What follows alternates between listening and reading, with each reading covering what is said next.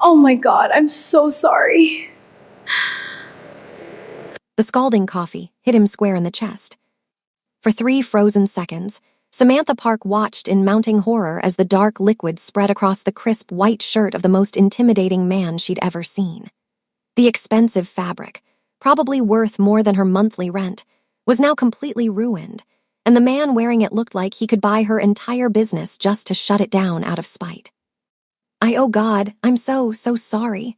The words tumbled out of her mouth as she grabbed napkins, her hands shaking so badly she knocked over the sugar dispenser. White crystals scattered across the polished marble floor of the hotel lobby like snow. "I didn't see you. The tray it slipped." The man said nothing. He simply stood there, 6 feet of coiled fury in a now coffee-stained suit, his jaw so sharp it could cut glass, and his dark eyes fixed on her with an intensity that made her stomach drop to her knees. His black hair was perfectly styled, his features so devastatingly handsome that even in her panic, some traitorous part of her brain registered that he looked like he'd stepped out of a Korean drama. The kind where the lead character owned half of Seoul and the other half of everyone's hearts. "I'll pay for the dry cleaning," she babbled, still clutching the useless napkins. Or I'll buy you a new shirt. 10 new shirts, You'll what?" His voice was deep, accented, and cold enough to frost the windows. "You'll replace a custom-tailored Brioni shirt with your coffee shop wages." Samantha's cheeks burned. The way he said coffee shop made it sound like she sold dirt for a living. "Look, it was an accident," she said, forcing herself to meet his gaze even though her knees were wobbling. "I apologized. I offered to make it right. I don't know what else you want from me." Something flickered in his dark eyes, surprise maybe that she'd pushed back. "Your name." "What?" "Your name," he repeated, each word precisely enunciated. "I want to know who just assaulted me with mediocre coffee in the middle of the Grandeur Hotel." "It wasn't assault, it was an accident. And that coffee wasn't mediocre. It was a premium Ethiopian blend that I roasted myself, so..." She stopped, realizing she was arguing about coffee quality with a man who looked ready to have her arrested. Samantha Park." His eyes narrowed. "Korean." "African American and Korean," she said, lifting her chin. "Why? Is that relevant to my clumsiness?" Before he could answer, a shorter man in an equally expensive suit rushed over, speaking rapid Korean. Samantha's Korean was rusty. Her grandmother had tried to teach her, but the words always jumbled together in her mind, same as English letters sometimes did. But she caught enough to know he was apologizing profusely on her behalf. The coffee-stained man cut him off with a sharp gesture. His eyes never left Samantha's face. "Cancel my meeting with the hotel management. I have something more interesting to attend to." That sounded ominous. "I really am sorry," Samantha tried again, her voice softer now. "I'm here delivering coffee for a corporate event upstairs, and I was running late, and I wasn't watching where I was going." "Clearly. And I know sorry doesn't fix your shirt, but I genuinely didn't mean to." "What's the name of your company?" The question threw her. "What?" "Your coffee company," he spoke slowly as if she were dim. "What's it called?" Samantha's temper, usually slow to rise, sparked to life. She might be clumsy, she might mix up letters when she read, she might have just committed career suicide by dousing a hotel guest in hot coffee, but she wasn't stupid. "Sam's Brew," she said coolly. "We specialize in ethically sourced, small-batch roasted coffee. We're based in Brooklyn, we have 2 locations, and we're booked solid for corporate events 3 months out. Will you be needing that information for your lawsuit, or are you just making conversation?" The corner of his mouth twitched. It wasn't quite a smile, but it was something. "Neither," he said. "I'm determining whether you're worth my time." "Well, let me save you the trouble, I'm not. I'm just a girl with a coffee stain on her conscience and places to be." She bent to pick up her fallen tray, trying to ignore how her hands still trembled. "Again, I apologize for your shirt. Send me the dry cleaning bill." She turned to walk away, proud that her voice hadn't shaken, determined to salvage what was left of her dignity. "Miss Park." Something in his tone made her stop. She looked back. He was studying her with an expression she couldn't read, his head tilted slightly as if she were a puzzle he was trying to solve. "How would you like to cater my company's annual gala?" Samantha blinked. I'm sorry, what? Your coffee. If it's as good as you claim, I may have use for your services. His eyes glinted with something that might have been amusement or might have been something more dangerous. That is, if you can manage not to spill it on my guests. Before we proceed, we would love to hear where in the world you're watching from.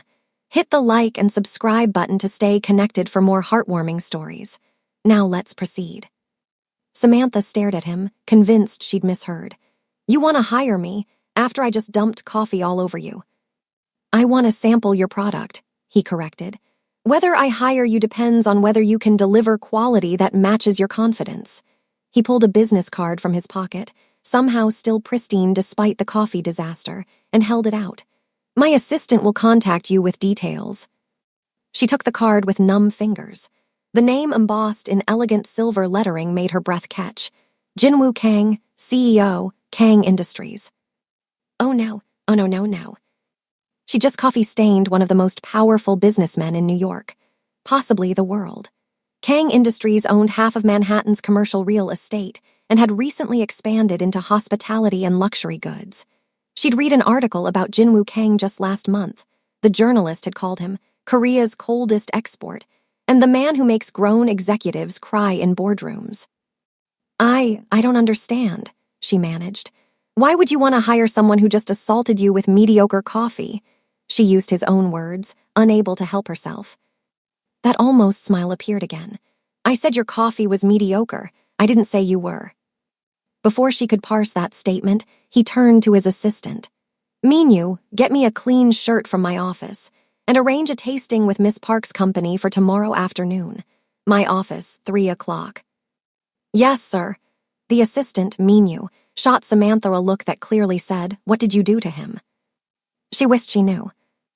Jinwoo Kang looked at her one more time, his dark eyes unreadable. Don't be late, Miss Park. I don't tolerate tardiness. Then he walked away, leaving a trail of coffee drops on the pristine marble floor and Samantha standing there with her mouth open, clutching a business card that felt like it was burning through her fingers. The rest of the day passed in a blur. Samantha delivered the coffee for the corporate event, thankfully without further incident, returned to her shop in Brooklyn, and immediately called her best friend and business partner, Yuki. You did what? Yuki's voice could probably be heard in the next borough. I spilled coffee on Jinwoo Kang, Samantha repeated, slumping over the counter of their small coffee shop. The late afternoon sun streamed through the windows, illuminating the mismatched furniture and local art on the walls. This place was her baby, built from nothing with Yuki's help and a small business loan that still kept her up at night. The Jinwoo Kang, the billionaire CEO, the man who eats other businesses for breakfast. And he wants to hire you. Yuki's eyes were wide behind her glasses. Sam, this is either the best thing that's ever happened to us or the beginning of a horror movie. I know, Samantha dropped her head into her hands. What if it's some kind of revenge plot? What if he brings me to his office just to humiliate me? Or, Yuki said slowly, what if he genuinely likes your coffee and this could be the break we've been waiting for? Samantha wanted to believe that. She really did. But the way Jinwoo Kang had looked at her, like she was some kind of interesting insect he'd found, didn't exactly inspire confidence. I have to prepare samples, she said, forcing herself to focus. If I'm doing this, I'm doing it right. What do we have that would impress a Korean billionaire with impossibly high standards? Everything we make is excellent, Yuki said loyally. But for this, we go with the Ethiopian blend you were carrying, the one that already baptized him, plus the Colombian Reserve and that new Brazilian roast you've been perfecting. The Brazilian isn't ready. It's ready, you're just a perfectionist. Yuki grabbed her shoulders. Sam, listen to me. You're brilliant at what you do. Your palate is incredible. The fact that words sometimes get jumbled in your brain doesn't change that you can taste the difference between coffee beans grown on opposite sides of the same mountain. This Kang guy would be lucky to have you. Samantha smiled weakly. You have to say that. You're my best friend. I have to say that because it's true. Now go home, get some sleep, and tomorrow we'll show this cold-hearted Korean billionaire what Brooklyn coffee culture is all about. Samantha did not sleep. Instead, she spent the night roasting beans, calibrating her grinder, and practicing her presentation. By 2:30 a.m., her small apartment above the coffee shop smelled like a Brazilian plantation, and she'd written and rewritten her tasting notes 17 times. The letters kept swimming on the page, D's flipping into B's, words scrambling themselves, until she finally gave up and decided to speak from the heart instead. By morning, she was exhausted, overcaffeinated, and running on pure anxiety. "You look terrible," Yuki announced cheerfully when Samantha stumbled downstairs at 8. "Thank you, that's exactly what I needed to hear." "I mean, you look terrible but also fierce, like a zombie warrior." Yuki thrust a breakfast sandwich into her hands. "Eat, then go home and make yourself presentable. You have," she checked her watch, "6 hours to transform into a professional coffee expert." "I am a professional coffee expert." "A professional coffee expert who doesn't look like she's been personally roasting beans in Hell's Kitchen all night." Fair point. At 2:45 p.m., Samantha stood outside the gleaming glass tower that housed Kang Industries' New York headquarters, trying not to throw up. She'd chosen her outfit carefully: black slacks, a crisp white blouse, and a blazer that Yuki swore made her look successful but approachable. Her natural curls were pulled back in a professional bun, and she'd even managed to apply makeup without poking herself in the eye with the mascara wand. The insulated carrier containing her coffee samples felt like it weighed 1,000 pounds. "You can do this," she whispered to herself. "He's just a man, an insanely powerful, devastatingly handsome man who could destroy your business with a single phone call, but still, just a man." The pep talk didn't help. She walked into the lobby, all marble and chrome and intimidation, and approached the reception desk. "Samantha Park for Mr. Kang. I have an appointment at 3. The receptionist's professional smile faltered slightly. "Oh, you're the coffee girl." Samantha's spine straightened. "I'm the owner of Sam's Brew, yes." "Of course. Mr. Kang is expecting you. 68th floor. Minyu will meet you at the elevator." The elevator ride felt like ascending to her doom. When the doors opened, Minyu was indeed waiting, looking significantly less stressed than he had yesterday, but still regarding her with obvious wariness. "Miss Park, welcome to Kang Industries." He was polite but formal. "Mr. Kang is finishing a conference call. He'll see you shortly." Shortly turned out to be 45 minutes. Samantha waited in a reception area that probably cost more than her entire shop, watching impossibly beautiful people in expensive suits stride past with purpose. Everyone looked like they knew exactly what they were doing, exactly where they belonged. She felt like a child playing dress-up. The coffee in her carrier was probably getting cold. Her presentation notes, carefully typed and retyped until the words stopped swimming, felt damp in her nervous hands. She was just considering making a run for it when Minyu appeared. "Mr. Kang will see you now." Her legs felt like jelly as she followed him down a hallway lined with modern art. He opened a door to an office that was more like a palace, floor-to-ceiling windows overlooking Manhattan, minimalist furniture that probably cost more than a car, and behind a massive desk, Jinwoo Kang. If anything, he was more intimidating in his natural habitat. He looked up from his computer, those dark eyes fixing on her with laser focus. Today's suit was charcoal gray, perfectly fitted, and definitely not coffee-stained. His expression was unreadable. "Miss Park, you're on time, that's a start." "I value punctuality," she said, pleased her voice came out steady. "Do you?" One dark eyebrow rose. "You said you were running late yesterday when you used me as target practice." Her cheeks heated. "That was different, I was making excuses," but there was something in his tone that wasn't quite harsh. "Show me what you've brought." Right, business. She could do business. Samantha set her carrier on the table he indicated and began unpacking her samples with practiced efficiency. "I've prepared 3 different roasts, each representing a different flavor profile and origin story. The first is an Ethiopian Yirgacheffe." "The one you spilled on me." "Yes, Yes, it's a light roast with bright, floral notes. The second is a Colombian Reserve with a medium body and chocolate undertones. The third is a Brazilian." "I don't want a rehearsed speech." Jinwoo leaned back in his chair, studying her. "I want to know why you do this. Why coffee?" The question caught her off guard. What?" "You heard me. Why coffee? Why this business? There are easier ways to make money. Samantha hesitated. This wasn't part of her prepared presentation, but something about the way he was looking at her, genuinely curious, maybe made her answer honestly. Because coffee is democratic, she said slowly.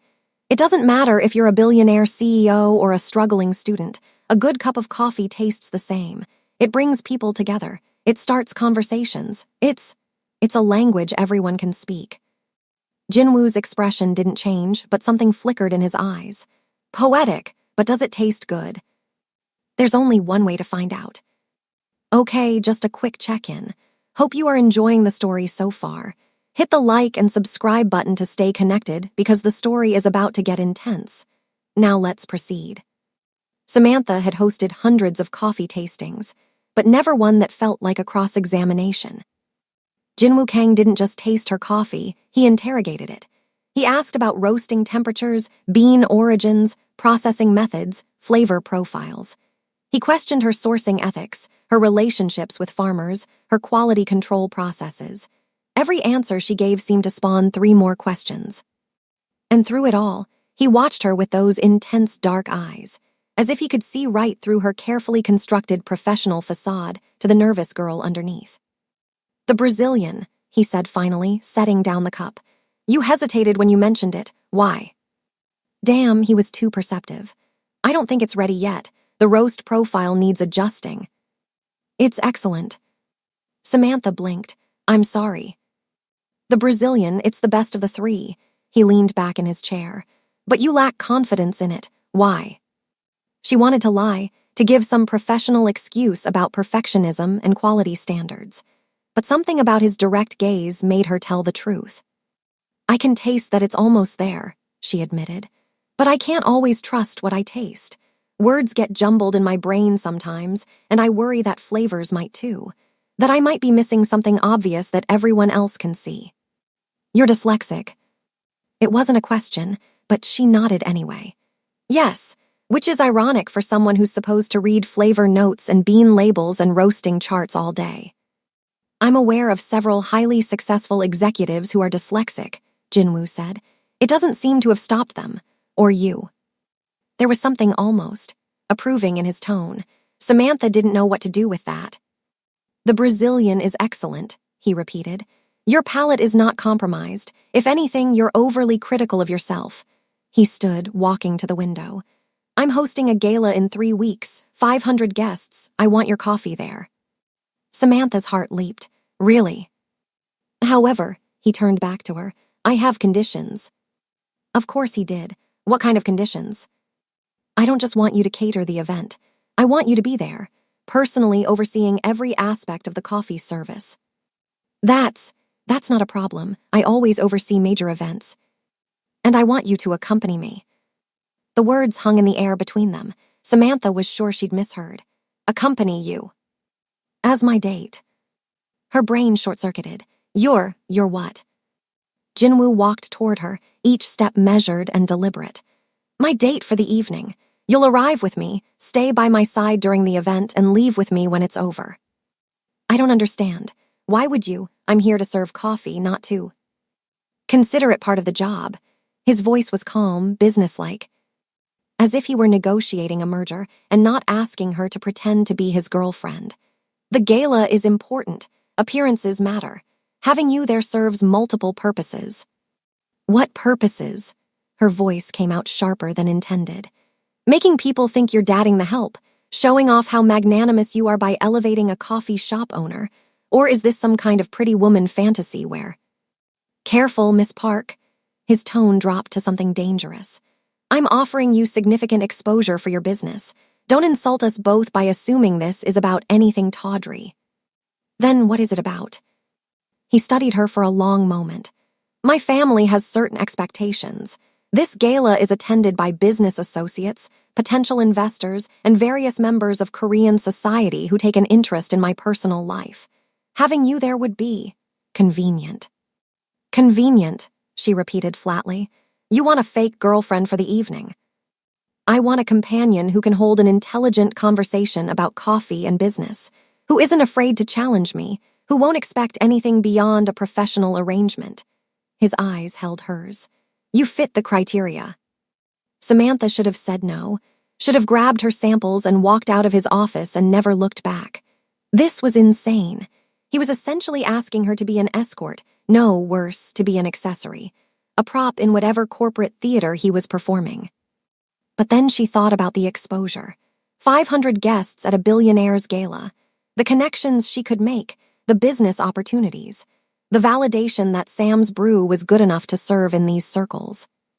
And she thought about her student loans, the mortgage on the shop, the expansion plans that kept getting delayed because they didn't have the capital, the dreams that felt just out of reach. What's in it for me? She heard herself ask, besides catering the event. Something that might have been respect flashed in Jinwoo's eyes. $20,000 for the coffee service, another $10,000 for your companionship, plus introductions to 3 potential corporate clients. $30,000. That was 6 months of rent, equipment upgrades, maybe even a down payment on a second location. I'm not sleeping with you, Samantha said bluntly. I'm not asking you to. And I'm not pretending to be something I'm not. I'm a coffee shop owner from Brooklyn, not some society princess. I'm aware, his mouth quirked slightly. Your authenticity is part of your appeal. This is crazy. Yes. You're essentially hearing me to be your fake girlfriend. Business companion, but yes. Samantha looked at him, this cold, impossibly handsome billionaire who'd somehow decided she was worth his time, and made a decision that would either be the smartest or stupidest thing she'd ever done. I have conditions, too. His eyebrows rose. Do you? First, you sign a contract, everything in writing. What you're paying for, what I'm expected to do, and very clear language about what I'm not expected to do. Agreed. Second, you give me complete creative control over the coffee service. No interference, no second-guessing my professional judgment. Within reason. No, complete control. You're hearing me because I'm good at what I do. Let me do it. He considered this, then nodded. Agreed. Third, and this is non-negotiable, you treat me with respect. I don't care how much money you're paying me. I'm not some prop you can ignore when it's convenient. If I'm going to be your companion for the evening, you treat me like an equal. For the first time since she'd met him, Jinwoo Kang smiled. Really smiled. It transformed his entire face, making him look younger and somehow even more devastating. You continue to surprise me, Miss Park. Is that a yes? That's a yes. He extended his hand. Do we have a deal? Samantha looked at his hand, elegant, strong, completely capable of either building her up or destroying her. Then she looked at his face, trying to read the truth behind those dark eyes. She was probably making a huge mistake. She shook his hand anyway. We have a deal, Mr. Kang. His grip was firm, warm. Jinwoo, if we're going to be seen in public together, you should use my name. Then I'm Samantha, or Sam, not Miss Park. Sam, he repeated, and something about the way he said it, soft, almost intimate, made her shiver. I look forward to working with you. He still hadn't let go of her hand. Neither had she. You did what? Yuki's shriek could probably be heard in Manhattan. I accepted his offer, Samantha repeated, packing the length of their shop. It was after hours, the lights dimmed, the familiar smell of coffee beans providing comfort even as her world tilted on its axis. $30,000, Yuki, plus potential corporate clients. We'd be insane to turn that down. We'd be insane to accept it. Sam, this guy is basically hearing you to be his fake girlfriend. Business companion, Samantha corrected, echoing Jinwoo's words. And it's just for one night. How bad could it be? Yuki gave her a look that clearly communicated how many ways this could go wrong. Let me count. 1, he could be a secret serial killer who lures coffee shop owners to fancy galas before murdering them. 2, you could fall for him and get your heart broken by Korea's coldest billionaire. 3, you could spill coffee on someone even more important and somehow make an even bigger disaster. 4. Okay, I get it. Samantha slumped into one of their mismatched chairs. But what else was I supposed to do? This is the opportunity we've been waiting for. And he's already sent over the contract, mean you emailed it an hour after I left. It's all there in writing, exactly what we discussed. Very clear, very professional. Professional, Yuki snorted. There's nothing professional about hearing a fake date. Rich people do weird things all the time. At least he's being upfront about it. Samantha pulled up the contract on her phone. Look, $20,000 for the coffee service, $10,000 for my attendance as his companion. No physical expectations beyond standard gala behavior. He even included a clause about harassment and appropriate conduct. Yuki leaned over to read, her expression gradually shifting from horrified to thoughtful. Okay, this is actually pretty thorough. And that non-disparagement clause goes both ways. He can't trash talk your business, and you can't tell people about the arrangement. See, it's fine. It's weird, but it's fine. When's the gala? 3 weeks, Saturday the 15th. And what are you supposed to wear to a billionaire's gala? Because I hate to break it to you, but that blazer you wore today is literally the fanciest thing in your closet. Samantha hadn't thought about that. I'll figure something out. You need a dress, a fancy one, and shoes, and probably someone to do your hair and makeup because, no offense, but you still can't apply eyeliner without looking like you got in a fight with a raccoon. I can figure it out. Yuki's phone buzzed. She glanced at it and her eyes widened. Sam, you might not have to figure it out. What? I just got an email from someone named Minyu Park at Kang Industries. He says Mr. Kang has arranged for a stylist to meet with you tomorrow at noon to discuss your wardrobe for the gala. They'll come to the shop.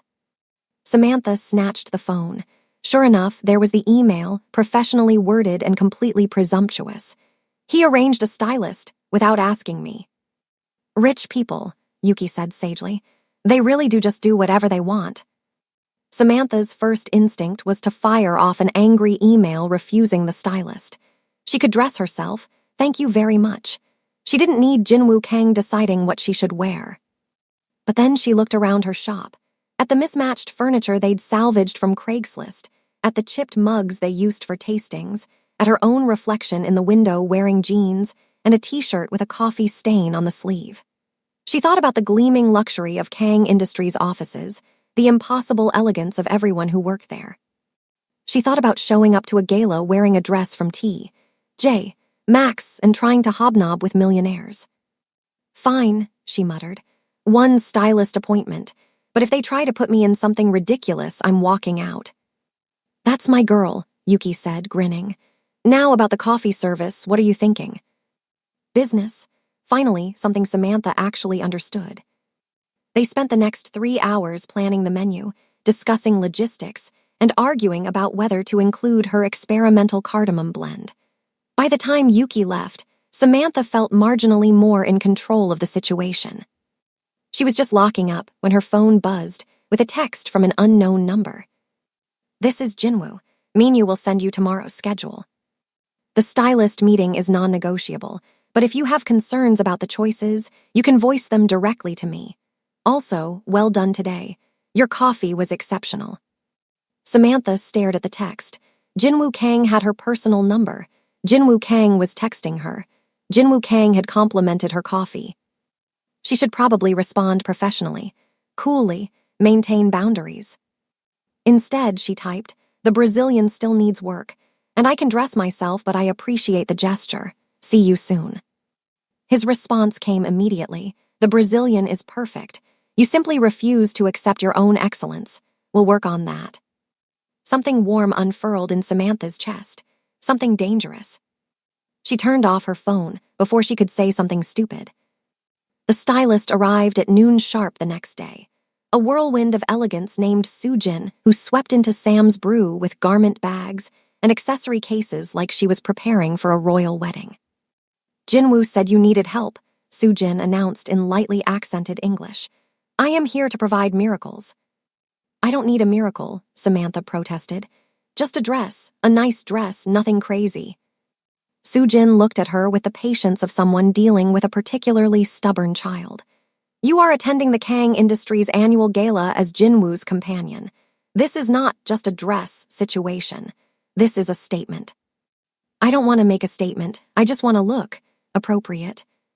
Appropriate is boring. Jinwoo does not date boring women. We're not dating. This is a business arrangement. Sujin's smile was knowing. Of course, business. Now let me see your closet. What followed was possibly the most humiliating hour of Samantha's life. Sujin examined her limited wardrobe with the expression of someone discovering a natural disaster, muttering in Korean and making occasional sounds of distress. This, Sujin finally announced, will not do. We start from scratch. She pulled out the first dress, a stunning emerald silk number that probably cost more than Samantha's car. Try this. I can't afford. Jinwoo is paying, try it. He's paying for my dress. Of course, you are his companion, he understands presentation. Sujin waved impatiently. Try it, we don't have all day. Samantha wanted to argue, wanted to insist she could buy her own dress. But the emerald silk was calling to her, and her bank account was whimpering in the corner, and maybe, just maybe, she could swallow her pride this once. The dress fit like it had been made for her. Beautiful, Sujin breathed when Samantha emerged from the bathroom. The color makes your skin glow, and the cut perfect for your figure. Jinwoo will not be able to look away. That's not the goal. Yes, business arrangement. I understand. Now try this one. They went through 15 dresses. 15. Each one more beautiful than the last. Each one making Samantha look like someone she barely recognized, elegant, sophisticated, like she actually belonged in Jinwoo's world. She finally settled on a deep burgundy gown with delicate beading along the bodice. It was sophisticated without being over the top, elegant without being stuffy. She could move in it, breathe in it, maybe even serve coffee in it if necessary. Excellent choice, Sujin approved. Now shoes and jewelry, and we discuss hair and makeup. I can do my own hair and makeup. Sujin's expression suggested otherwise, but she didn't argue. Instead, she pulled out a business card. This is my number. When you realize the night before that you cannot do your own makeup, you call me. I will send someone. I won't need. You will call, Sujin said firmly. Then her expression softened. You are nervous, this is normal, but Jinwoo chose you for a reason, trust that, and trust yourself. After Sujin left, with the dress, promising alterations and delivery before the gala, Yuki emerged from where she'd been hiding in the back room. So, she said, still think this is just a business arrangement. It is. Sam, that man bought you a dress that probably costs $5,000. He's maintaining appearances. He's interested in you. Don't be ridiculous. Jinwoo Kang doesn't date coffee shop owners. This is all about his image and his family's expectations. After the gala, he'll go back to dating models and heiresses, and I'll go back to roasting beans in Brooklyn. But even as she said it, Samantha wondered. Before we proceed, we would love to hear where in the world you're watching from. Hit the like and subscribe button to stay connected for more heartwarming stories. Now let's proceed. Chapter 5, The Unexpected Dinner. Samantha didn't see Jinwoo again for a week. She told herself she wasn't disappointed. This was business, after all. He was probably busy running his empire, making millions of dollars, doing whatever heartless billionaires did in their spare time. But then, 9 days before the gala, Minyu called. Mr. Kang would like to have dinner with you tonight, to discuss the gala arrangements. Samantha, who was in the middle of training a new barista and had coffee grounds in her hair, nearly dropped her phone. Tonight, as in, today tonight. Yes, Miss Park, 7 o'clock. He'll send a car to collect you. I haven't agreed. He said to tell you it's non-negotiable. Gala preparation, Minyu added, then lowered his voice. Though between you and me, I think he just wants to see you again. The line went dead before Samantha could respond to that bombshell. Was that Mr. Tall dark and brooding? Yuki asked, grinning. He wants to have dinner, tonight, to discuss gala arrangements.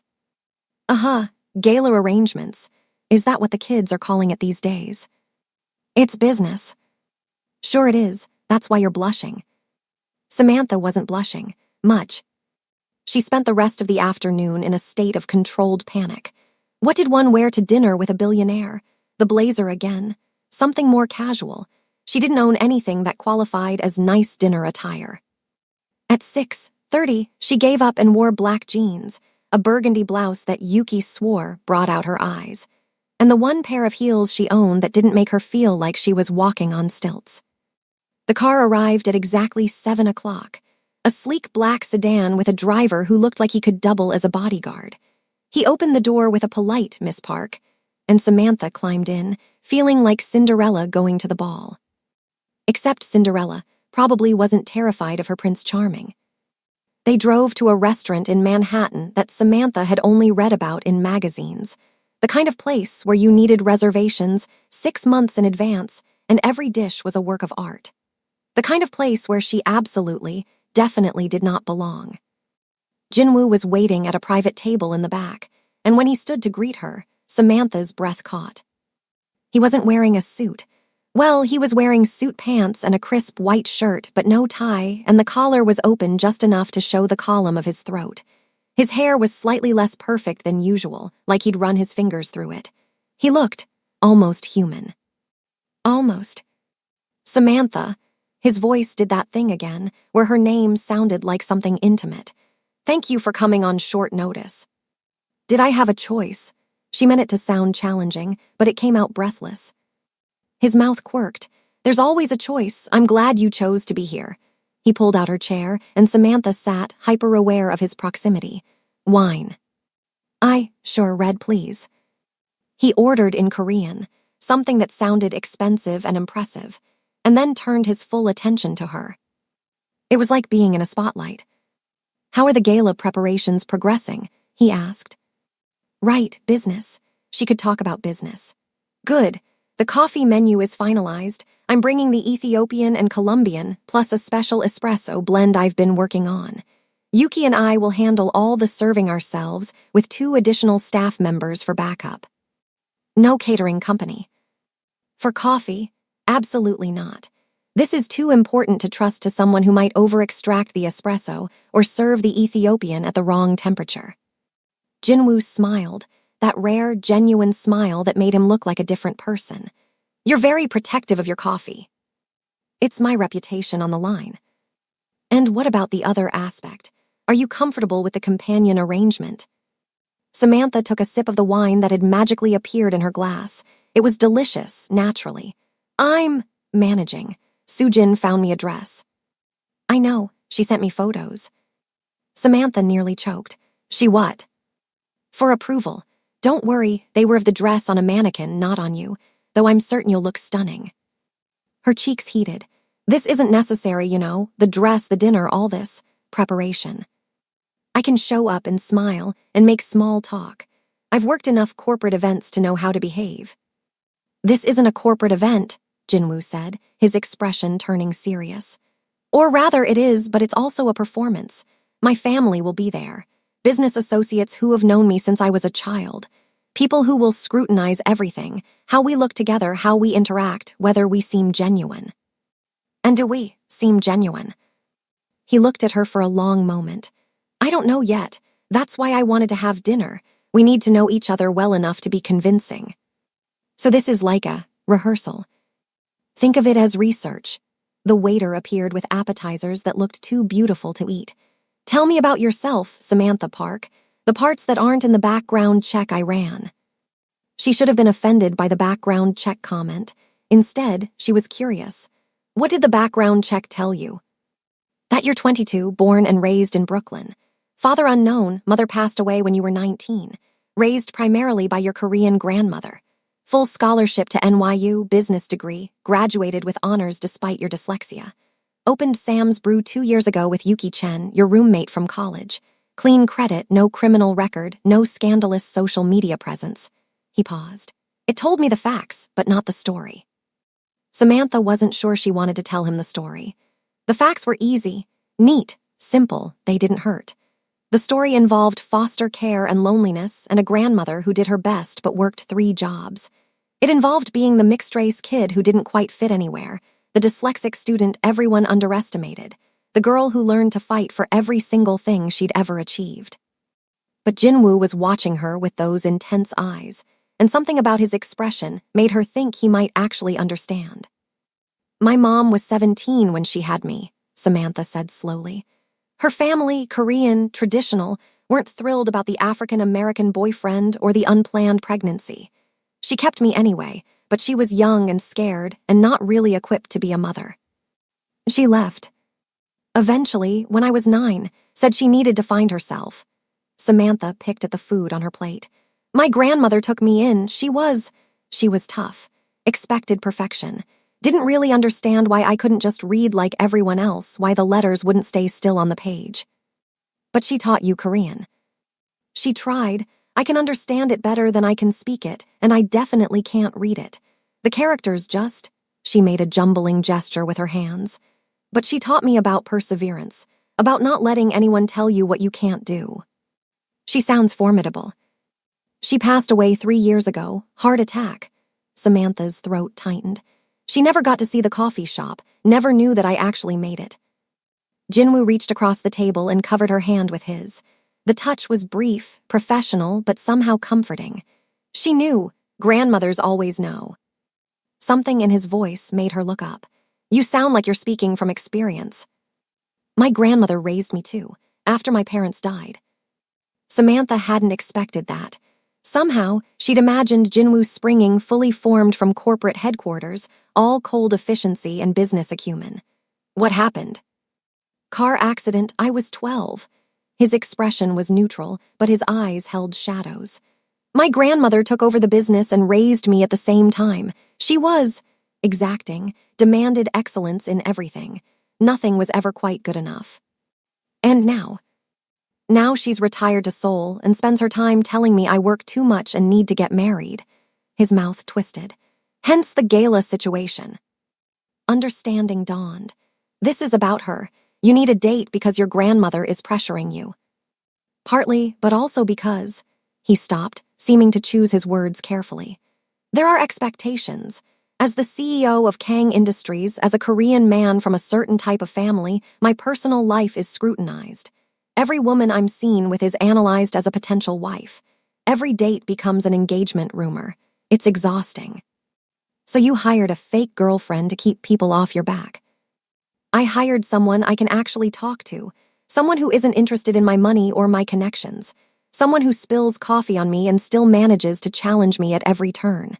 He smiled slightly. You're refreshing, Samantha. She didn't know what to say to that.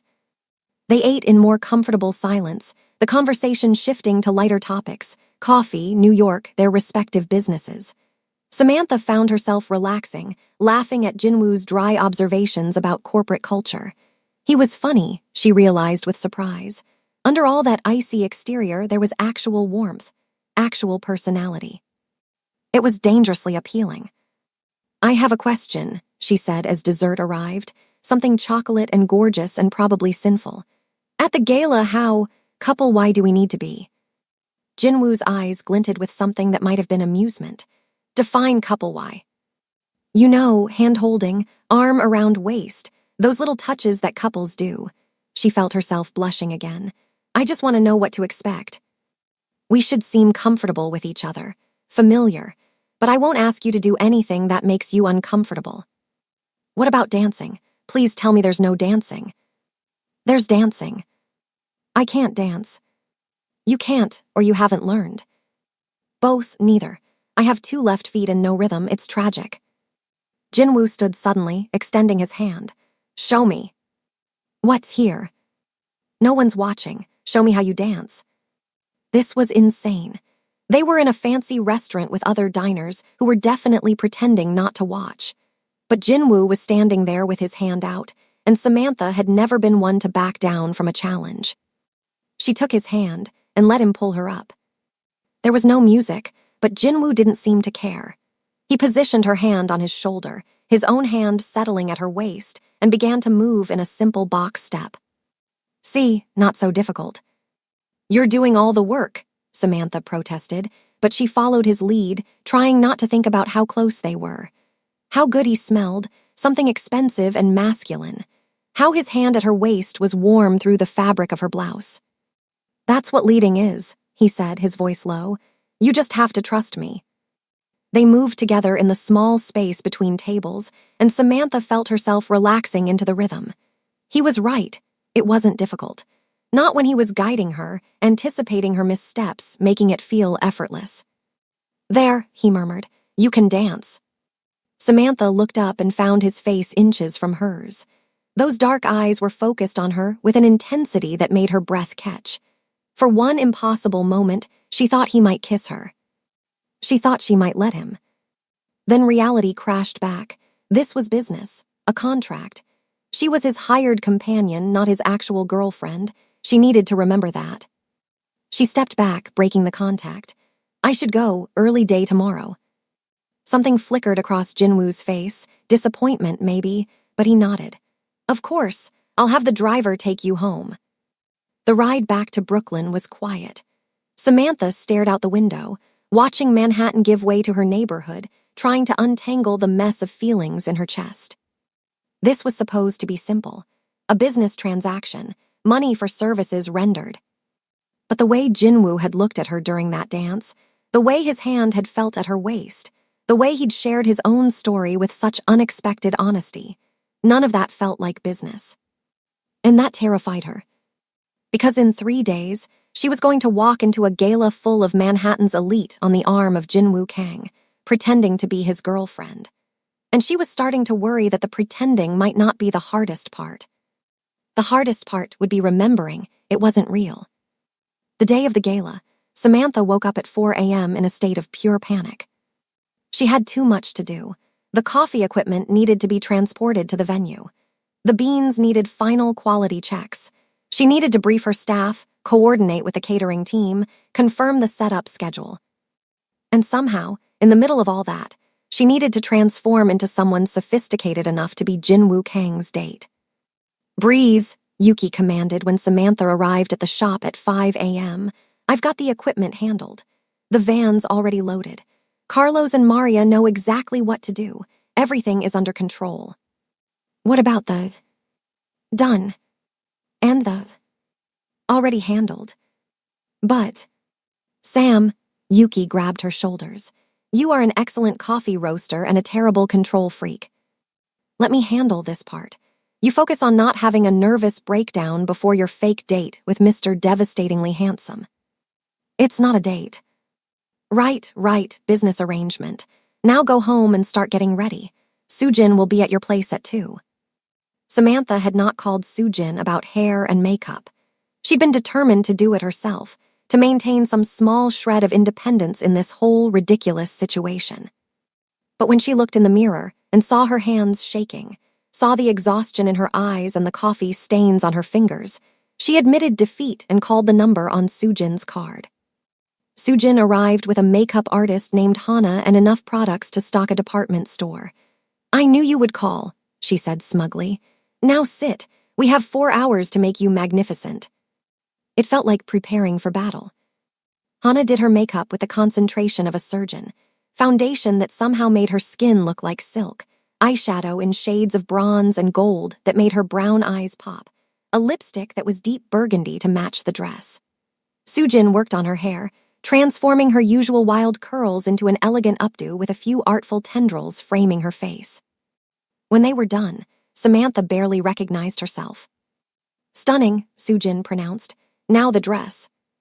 The burgundy gown fit even better after Soojin's alterations. It hugged her curves in all the right places, the beading catching the light with every movement. The shoes, strappy silver heels, made her legs look impossibly long. "I look like someone else," Samantha whispered. "No," Hana said gently. "You look like yourself, just elevated." At precisely 6:30 p.m., there was a knock on her door. Samantha's heart leaped into her throat. It was too early for Jinwoo. He'd said 7. But when she opened the door, there he was, looking like he'd stepped out of a magazine spread in a perfectly tailored tuxedo that probably cost more than her monthly revenue. He stared at her. "You're early," Samantha managed. Yes," Jinwoo seemed to collect himself. "I wanted to make sure you had everything you needed, but I see." His eyes traveled over her, and something blazed in their depths that made her skin flush. "You clearly have it handled." Soojin and Hana helped. "Remind me to give them both bonuses." He stepped into her small apartment, looking impossibly elegant among her second-hand furniture and coffee-scented chaos. Are you ready? No, yes, maybe. Samantha laughed nervously. Is anyone ever ready for something like this? Jinwoo reached out and took her hand. Samantha, look at me. She did. You are brilliant, talented, and beautiful. You belong at this gala just as much as anyone else there. More than most, actually. Don't let anyone, including yourself, make you feel otherwise. The words settled something in her chest. Thank you. And besides, his mouth quirked, I'll be right there. If anyone gives you trouble, we can spill coffee on them together. Samantha laughed, some of the tension leaving her shoulders. That's a terrible plan. But it made you smile. Come on, we have a performance to give. The Grandeur Hotel ballroom had been transformed into something out of a fairy tale. Crystal chandeliers cast rainbow prisms across cream-colored walls. Round tables draped in silk surrounded a polished dance floor. A string quartet played softly in one corner, while waiters circulated with champagne and hors d'oeuvres that were probably tiny works of art. And in the middle of it all stood Samantha's coffee station, elegant, professional, and staffed by Yuki, who shot her a thumbs up from across the room. Your setup looks excellent, Jinwoo murmured, his hand at the small of her back as they entered. Shall we make the rounds? The next hour was a blur of introductions. Business executives, socialites, investors, all impossibly polished, all eyeing her with barely concealed curiosity.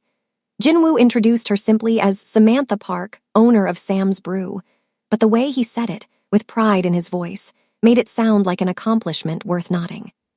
Some people were genuinely interested, asking about her business with what seemed like real curiosity. Others were clearly judging, their smiles not quite reaching their eyes as they took in her youth, her ethnicity, her non-pedigreed background. She felt like a fraud. Like any moment, someone would see through the expensive dress and perfect makeup to the Brooklyn coffee shop owner underneath. You're doing beautifully, Jinwoo whispered during a lull. Half the women here are jealous, and the other half want to be your friend. I think they just want to understand why you're with someone like me. Someone like you, his eyes hardened. You mean someone intelligent, accomplished, and infinitely more interesting than most of the people in this room. Before Samantha could respond, an elderly Korean woman approached. She was tiny, elegant, and radiating authority from every pore. Jinwoo's entire body tensed. Halmione. Grandmother, oh no. Jinwoo-ya, the woman said, her eyes sharp as she looked between them. Then, in Korean, so this is the girl who's been taking up your time. Introduce me properly. Jinwoo switched to Korean, his voice respectful. Halmione, this is Samantha Park. Samantha, my grandmother, Chairman Lee Min-seo. Samantha's Korean was rusty, but she understood enough. She bowed, maybe not perfectly, but respectfully. Annyeonghaseyo, it's an honor to meet you. Chairman Lee's eyebrows rose. You speak Korean. A little, my grandmother tried to teach me, but I'm not very good. Samantha felt her cheeks heat. I understand more than I can speak. At least you try. That's more than most young people. The woman switched to accented English. Jinwoo tells me you own a coffee business. You're very young for such an undertaking. It wasn't quite an insult, but it wasn't a compliment either. I am young, Samantha agreed. But I work hard and I care about quality. Sometimes that matters more than age or experience. Chairman Lee's lips twitched, approval maybe. Bold words, can you back them up? My coffee is being served tonight. You can judge for yourself. I will. The woman studied her intently. You're not what I expected. What did you expect? Someone more, polished, someone from the right family with the right connections. Her gaze flicked to Jinwoo. Someone he chose for strategic reasons rather than, she paused, whatever his reasons are. Samantha felt Jinwoo tense beside her, but before he could defend her, she spoke up. With respect, Chairman Lee, I think you're underestimating your grandson. He's far too intelligent to choose someone for purely strategic reasons, and he's far too honest to pretend to care about someone he doesn't. It was a gamble, claiming Jinwoo cared about her when this was all just a business arrangement. But something in Chairman Lee's expression told Samantha that weakness would be eaten alive here. The only way through was confidence. Chairman Lee laughed, actually laughed. I see why he likes you, you have spine. She patted Samantha's arm. We'll speak more later. For now, enjoy the evening. And Jinwoo, she switched back to Korean. This one is different from the others, don't mess it up. She swept away, leaving Samantha slightly stunned. What did she say? Samantha asked. At the end. Jinwoo's expression was unreadable. She approves of you, that's rare. She's terrifying. Yes, but she's also brilliant, and she knows quality when she sees it. He smiled slightly. You impressed her. Not many people can say that. Before Samantha could respond, someone called Jinwoo's name. More introductions, more small talk, more performing the role of devoted companion. But through it all, Jinwoo stayed close. His hand at her back, his attention on her even when talking to others, small comments whispered in her ear that made her laugh and helped her remember to breathe. It almost felt real. Dinner was an elaborate affair, 7 courses of food that was more art than sustenance. Samantha was seated next to Jinwoo at the head table, painfully aware of the eyes on them. Every gesture, every smile, every whispered conversation was being analyzed. You're thinking too much, Jinwoo murmured, his lips close to her ear. Just be yourself. Myself doesn't belong at the head table of a billionaire's gala. Yourself created a successful business from nothing at 22. Yourself impressed my terrifying grandmother. Yourself is exactly where she should be. Samantha looked at him, searching his face for signs of insincerity, but his dark eyes were steady, honest. Maybe he actually meant it. After dinner, the dancing began. Samantha watched couples take to the floor, elegant, practiced, perfect. Her stomach clenched. Time to demonstrate what you learned, Jinwoo said, standing and offering his hand. I thought maybe we could skip this part. And disappoint everyone who's waiting to see if we can dance together. Absolutely not. His smile was gentle. Trust me, remember. She took his hand. The dance floor felt enormous, exposed. But the moment Jinwoo pulled her into his arms, hand at her waist, her hand in his, the rest of the room seemed to fade away. Just follow my lead, he murmured. They moved together, and somehow it was easier than it had been in the restaurant. Maybe because she was getting used to the way he led, strong and sure. Maybe because the burgundy gown swirled around her legs like magic. Maybe because when she looked up at Jinwoo, the intensity in his eyes made her forget to be nervous.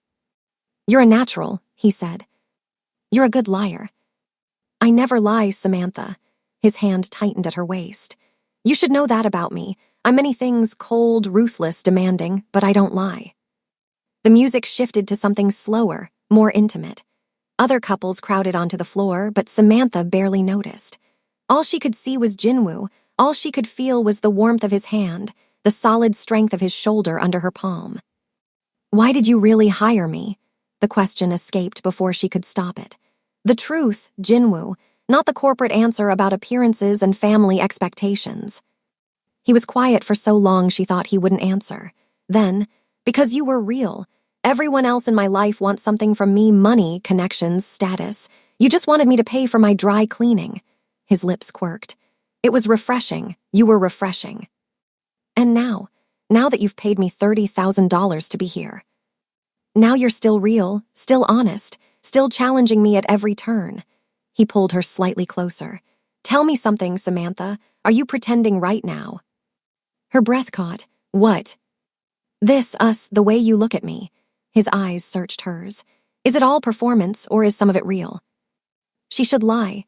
Should remind him this was business, a transaction, nothing more. Should protect her heart from the inevitable crash when this fantasy ended. But he'd said he never lied, and somehow, in this moment, she couldn't either. I don't know, she whispered. It started as performance, but now... She stopped, unsure how to explain the warmth in her chest when he smiled, the flutter in her stomach when he touched her, the way she'd started looking forward to his texts. Now I'm confused. Good. Good. I'd hate to be confused alone. His thumb traced small circles at her waist. I have a confession, Samantha. This gala, the companion arrangement, it wasn't entirely about family expectations. What was it about? I wanted an excuse to spend time with you, to get to know you without the pressure of actual dating, to see if this, he gestured between them, was just me being intrigued by someone different or if it was something more. Samantha's heart was pounding. And what did you discover? That I'm in trouble. His expression was almost rueful. Because you're not supposed to fall for your fake girlfriend. That's not how these things work. The words hung between them, impossible and terrifying and somehow perfect. Jinwoo. Whatever she was going to say was interrupted by a commotion near the entrance. Raised voices, security moving quickly. Jinwoo tensed, his body shifting instinctively to shield her.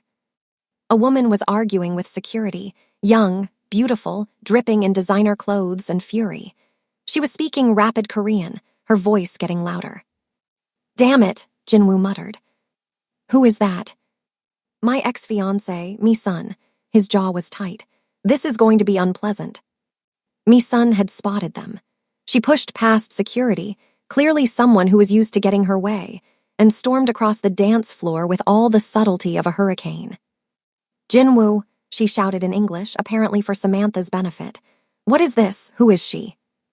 Mi-sun, you weren't invited. Jinwoo's voice was ice. Leave now. Leave, leave.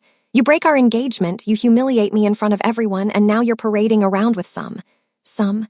Mi-sun looked Samantha up and down with pure venom. Some nobody coffee girl. Samantha felt every eye in the room turn to them, felt the weight of judgment, speculation, scandal. She wanted to disappear. But Jinwoo's hand tightened on hers, anchoring her. Samantha Park is my guest, he said, his voice carrying across the now silent ballroom. She's a successful business owner, a talented professional, and someone I care about deeply. You, Mi-sun, are trespassing. Security. You care about her? Mi-sun laughed, sharp and bitter. Is that what you're calling it? Caring? Don't be naive, Jinwoo. This is about the business. It's always about the business with you. You don't care about anyone. You're wrong. Am I? Then tell me, tell everyone. Mi-sun gestured wildly at the assembled crowd. Tell them you love her. Tell them this isn't just another one of your calculated moves. Silence, heavy, crushing silence. Samantha couldn't breathe, because Mi-sun was right, wasn't she? This was calculated. This was business. Jinwoo had hired her, paid her, brought her here as part of some elaborate corporate theater. Yes, he'd said he was falling for her, but how could she trust that? How could she trust any of this? Tell them, Mi-sun demanded. Jinwoo looked at Samantha. Just looked at her, his dark eyes full of something she couldn't quite name. Then he turned back to Mi-sun. I don't owe you or anyone else an explanation of my feelings, but you're right about one thing, I don't care about many people, which is why it's significant that I care about Samantha. He didn't say love, he said care. It shouldn't have hurt, this was all fake anyway, but somehow it did. Security, Jinwoo said quietly. Escort Ms. Young from the premises. If she returns, she'll be arrested for trespassing. Mi-sun was still shouting as security guided her away, but Samantha barely heard it. She was too busy trying to keep her composure, trying not to let the cracks in her heart show on her face. I'm sorry, Jinwoo said softly. She had no right. It's fine. Samantha's voice sounded distant to her own ears. She's not wrong, is she? This is business, a transaction, I should remember that. Samantha. I need some air. She pulled away from him, ignoring the eyes still watching them. I'll be right back. She practically fled the ballroom. Samantha found herself on a terrace overlooking the city, the cold December air biting through her thin dress. She wrapped her arms around herself, trying to stop shaking. This was stupid. She was stupid. Of course, Jinwoo didn't actually care about her. He'd hired her, paid her $30,000 to play a part. Everything else, the dinners, the confidences, the almost kisses, that was just him being a good actor, playing his role convincingly. She should have known better, should have protected her heart, should have remembered that girls from Brooklyn didn't get fairy tale endings with Korean billionaire princes. You'll catch pneumonia out here. She turned to find Yuki standing in the doorway, holding 2 glasses of champagne. How's the coffee service going? Samantha asked, deflecting. Brilliantly. Everyone loves it. We're already fully booked for the next 6 months based on the contacts I made tonight. Yuki handed her a glass. But that's not why I'm here. I'm here because my best friend looked like she was about to cry in front of 500 people, and I wanted to make sure she's okay. I'm fine. You're absolutely not fine. What happened with the psycho ex? Samantha told her. About Mi-sun's accusations, about Jinwoo's careful non-denial, about the reminder that this was all just business. That's it, Yuki said when she finished. That's what has you spiraling. What do you mean, that's it? Yuki, he didn't deny it. Didn't say he actually cared about me, just that I was, what did he say? Someone he cares about. Passed a fake ex in front of a bunch of strangers. Sam, Yuki set down her champagne. Jinwoo Kang literally told a room full of New York's elite, including his terrifying grandmother and major business associates, that you were significant to him. He defended you against his ex-fiancée. He could have de-escalated by playing it cool, but instead he publicly claimed you. It was all part of the act. Was it? Because from where I'm standing, a man who's just performing doesn't look at you the way he looks at you, doesn't touch you like you're precious, doesn't smile that soft smile that he only seems to have when you're around. You're seeing what you want to see. And you're seeing what you're afraid of. Yuki grabbed her shoulders. Listen to me. You are brilliant and worthy and absolutely deserving of a fairy tale ending. Stop sabotaging yourself because you're scared. I'm not scared. You're terrified. You're terrified that this might be real, that he might actually care, because if he does and it doesn't work out, it'll hurt. So you're protecting yourself by assuming the worst. Yuki's expression softened. But Sam, sometimes you have to risk the hurt to get the happiness. Before Samantha could respond, the terrace door opened again. Jinwoo stood there, his tuxedo jacket gone, his tie loosened, looking more human than she'd ever seen him. Can we talk? Yuki squeezed Samantha's hand and left without a word. The silence stretched between them. I handled that badly, Jinwoo finally said. With me, son, I should have, I don't know, said something different, better. You said what you felt, that's honest. Is it? He moved closer. Because what I feel is complicated and terrifying and completely inappropriate for a business arrangement.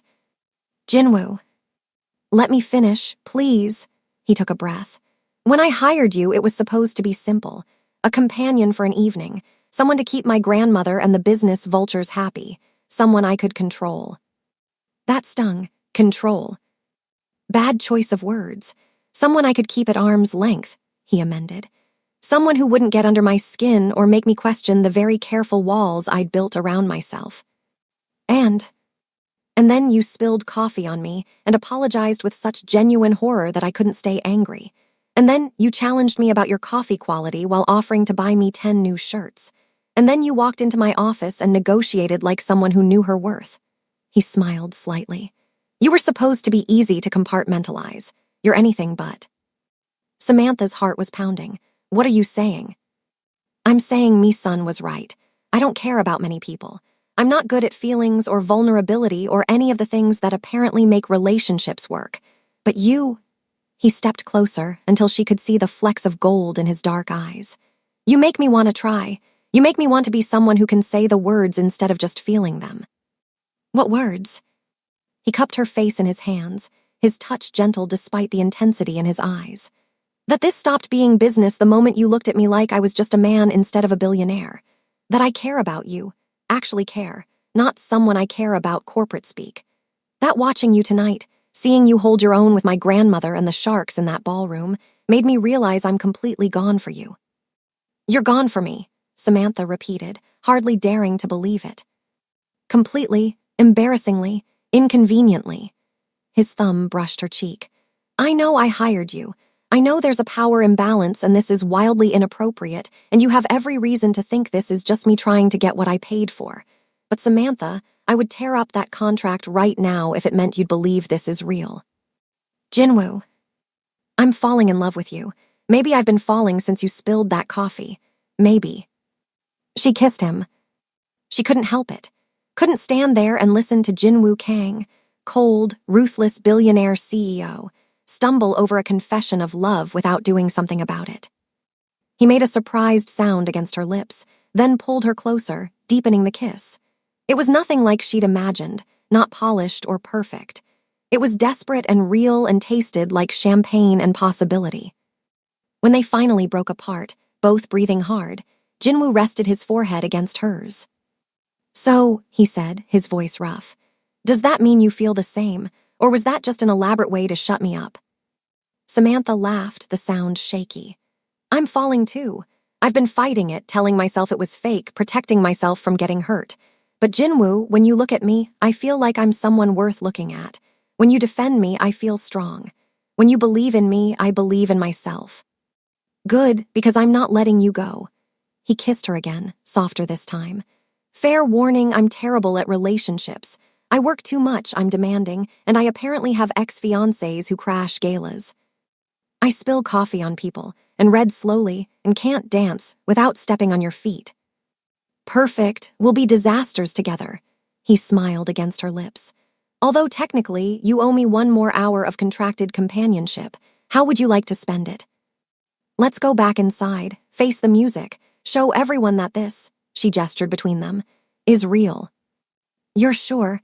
It's going to be complicated. My world is harsh, and people will judge you for being with me. Let them judge. I've spent my whole life being underestimated. What's a few more people thinking I don't belong? She straightened her shoulders. Besides, I have excellent coffee and a really good fake boyfriend. I'll be fine. Not fake anymore. No, she agreed, her heart soaring. Not fake anymore. They walked back into the ballroom hand in hand. The whispers followed them, of course they did, but Samantha found she didn't care. Let them talk. Let them speculate. She had nothing to hide. Jinwoo led her back to the dance floor, pulling her into his arms as the orchestra struck up a new song. One more dance, he murmured. One more dance, and then about 1,000 more after that. He laughed, really laughed, the sound warm and genuine, and spun her across the floor. And for the first time all evening, Samantha felt like she truly belonged.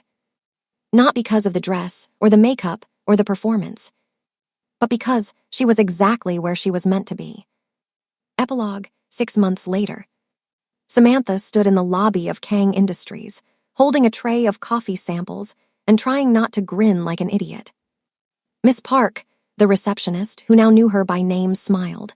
Mr. Kang is expecting you. Go right up. 6 months. 6 months since the gala, since that terrace kiss, since Jinwoo had torn up her contract and asked her on a real date. 6 months of navigating the complicated waters of being with one of New York's most eligible bachelors while running her own business. It hadn't been easy.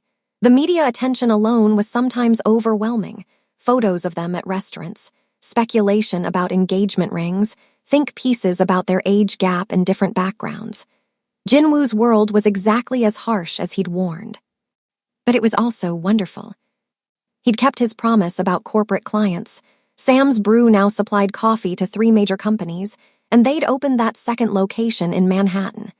Yuki was hearing their 5th employee next week. They were successful, truly, genuinely successful. And she was happy, truly, genuinely happy. She found Jinwoo in his office, scowling at his computer screen. He looked up when she entered, and that soft smile, the one Yuki had noticed at the gala, the one that was only for Samantha, transformed his face. You're here. I'm here, with the samples you requested. She set down the tray.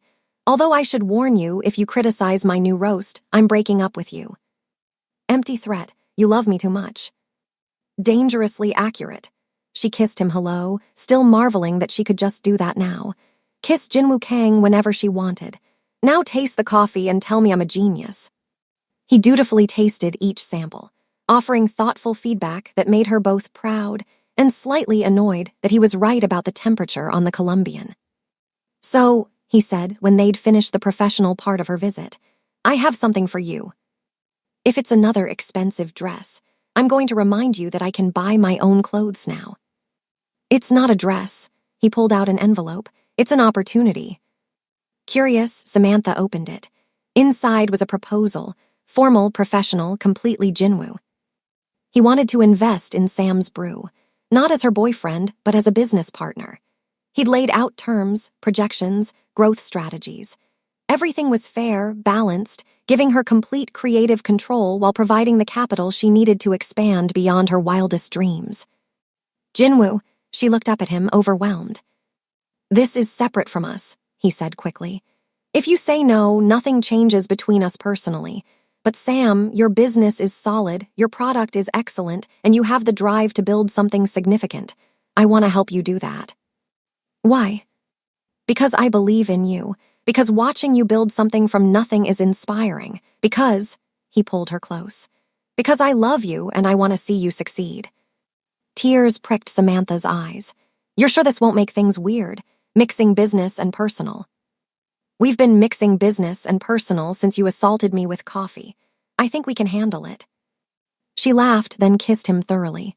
Okay, yes, let's do this. Let's build something amazing together. Together, he agreed, although I have one more question. What? He pulled back slightly, his expression uncharacteristically nervous. My grandmother wants to know when we're getting married. She's been asking weekly. It's becoming uncomfortable.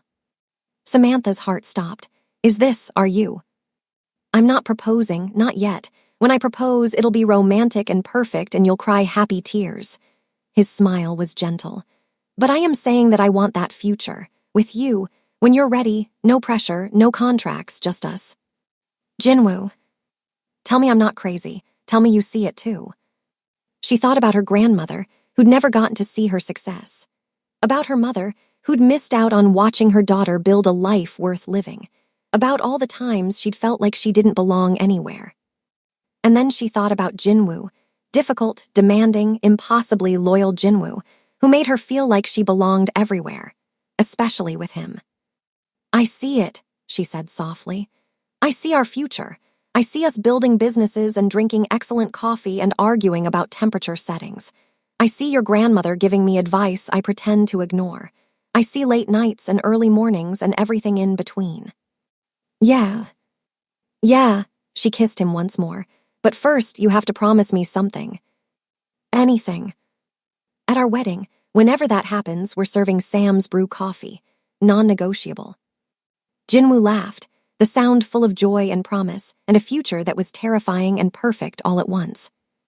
Deal, he said, although I have one condition. What? You have to promise not to spill it on me during the ceremony. I make no promises. Fair enough. He pulled her close, resting his forehead against hers. I love you, Samantha Park. My coffee spilling, business building, absolutely perfect chaos. I love you too, Jinwoo Kang. My cold-hearted, secretly romantic billionaire. Not so secret anymore. No, she agreed, smiling against his lips. Not so secret anymore. And somewhere in Brooklyn, in a small coffee shop that smelled like dreams and possibility, Yuki flipped the sign to open and smiled, knowing her best friend had found exactly what she deserved. Not a fairy tale ending. Something better. A real one. The end. Thank you for joining us on Samantha and Jinwoo's journey from a coffee catastrophe to true love.